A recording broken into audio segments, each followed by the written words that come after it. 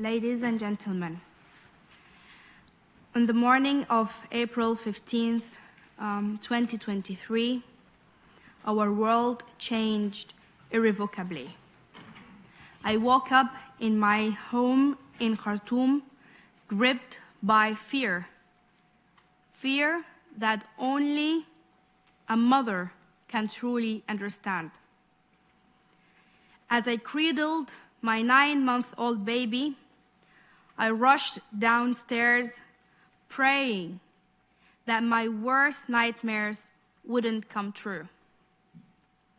But soon, the terrifying echoes of gunfire and screams filled the streets, confirming our deepest fears.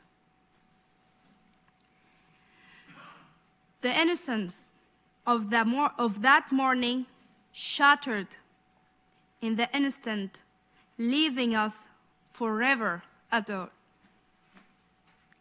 For 3 long weeks, we were trapped in our home, cut off from food, water, and electricity, immobilized by the chaos swirling outside our door. Each tick of the clock felt like eternity. I finally managed to flee, driving 6 extra hours to an air base where my baby and I could evacuate. Months passed before my husband and other family members could leave. But my brother-in-law never made it. I dedicate this moment for his memory.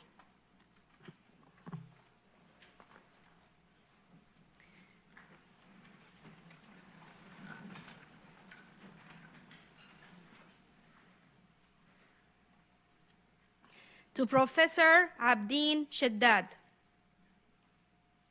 Because of the communication blackout in Sudan, he could not get the medical attention he needed in time.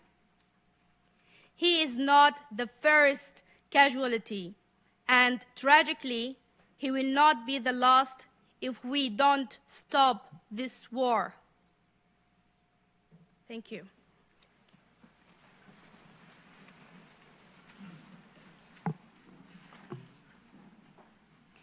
We are all aware of the statistics. But let's remember, these numbers represent individuals, people filled with hopes, dreams, and aspiration. Aspiration for a flourishing, united, democratic Sudan.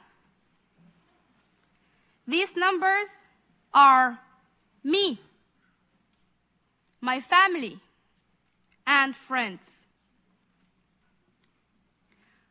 One of the driving forces behind this devastating war was the delayed support for the transitional government. You cannot keep repeating the same mistakes and having us, the Sudanese youth, keep paying for it. Lives are being lost to gunfire and shelling, to famine and malnutrition, to diseases like cholera and dengue fever. Futures are lost in displacement and refugees camps, all simply for the crime of being Sudanese.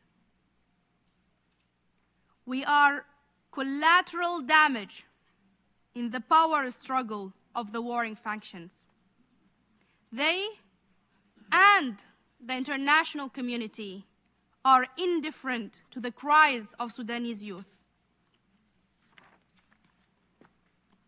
And as climate crisis ravages our homeland, heat waves, hunger, and worse flooding in more than a century are further destroying and displacing communities. With an area as large as Germany now flooded, our sorrow is only growing. I visited camps for internally displaced people when I returned to Sudan last January. It was a heartbreaking experience. The conditions in refugees' camps also are unforgiving. Young mothers are desperate for help.